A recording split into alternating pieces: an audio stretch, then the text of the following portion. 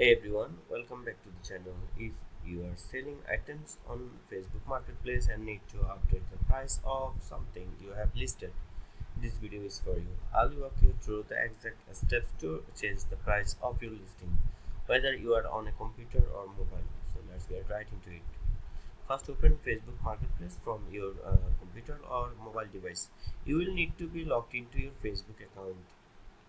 Next, click on Selling.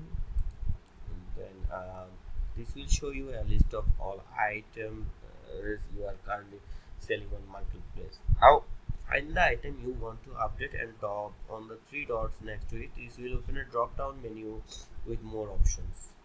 Once you are in the edit screen, scroll down to the price field. This is where you can make your changes. Just delete the old price and type in the new one. While you are here, feel free to update the details too, like the title, the category, the condition of the item, or even add more photos to make your listing more appealing. When you are done making changes, hit save and that's it. Your updated listing will go live and with the new price. And there you have it, a quick and simple way to change the price of your item on Facebook Marketplace. If this video helped you out, don't forget to like and subscribe for more easy how-tos.